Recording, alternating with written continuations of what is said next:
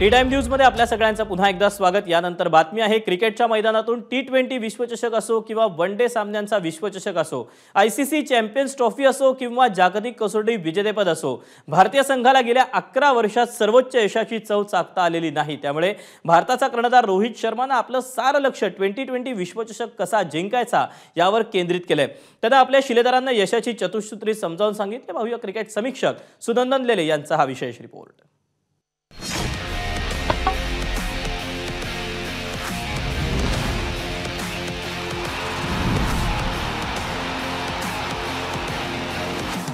बार्बाडोसमधल्या ऐतिहासिक केन्सिंग्टन ओव्हल मैदानाच्या बाहेरमधनं मी तुम्हाला रोहित शर्माची यशाची चतुसूत्री सांगायचा प्रयत्न करणार आहे। पहिला मुद्दा रोहित शर्माने जो मांडलेला आहे तो बिनधास्त आणि बेधडक क्रिकेट खेळण्याचा आहे। तो म्हणतो टी20 क्रिकेट आता सांभाळून खेळलं जाऊ शकत नाही, तुम्हाला अपयशाची भीती मनात बाळगून क्रिकेट खेळणं चालणार नाही, तुम्हाला दडपण बाजूला सारून स्वतःचा नैसर्गिक खेळ करण्याची ताकद मानसिक आणि शारीरिक ठेवायला लागेल। दुसरी गोष्ट, तो संघातल्या सर्व खेळाडूंशी उत्तम संवाद साधून आहे, तो त्याच्या यशाचा एक मुख्य मार्ग आहे।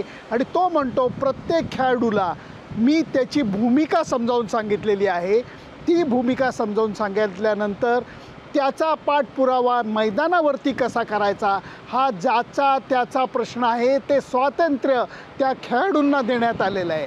तिसरी गोष्ट, रोहित शर्मा म्हणतो की या स्पर्धेमध्ये आम्ही वैयक्तिक खेळाकडे बघत नाही आहोत, कोण 50 रन्स करतंय, कोण 4 विकेट काढतंय, कोण सेंचुरी करायला जातंय, नाही, तुम्ही तुमची जी भूमिका दिली आहे ती अदा करण्यासाठी योग्य कामगिरी करा, सगळे मिळून आपण टीमला योग्य स्थळी नेऊ, त्यामुळे टीमची कामगिरी महत्त्वाची, वैयक्तिक कामगिरीला महत्त्व नाही।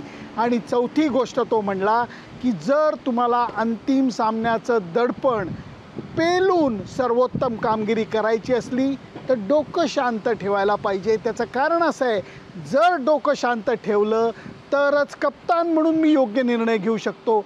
आणि खेळाडूंच्या बाबतीत मैदानावरती प्रत्येक बॉलला प्रत्येक क्षणाला जे निर्णय घ्यायला लागतात त्याच्याकरता तुमचं डोकं शांत असलं तर योग्य निर्णय घेण्याकडे तुमची प्रक्रिया चालू होते। ही आहे रोहित शर्माची चतुसूत्री। आत्तापर्यंत हीच भारतीय संघाच्या कामी आलेली आहे। मला अपेक्षा एवढीच आहे की या मैदानावरती शनिवारी अंतिम सामना दक्षिण आफ्रिकेविरुद्ध खेळत असताना या 4 मुद्द्यांचा विचार कप्तान रोहित शर्मा आणि बाकीचे खेळाडू करतील आणि समोरच्या संघावरती डाव पलटवण्यासाठी सर्वोत्तम खेळ करतील। सुनंदन लेले, एबीपी माझा, केन्सिंग्टन ओव्हल, बार्बाडोस।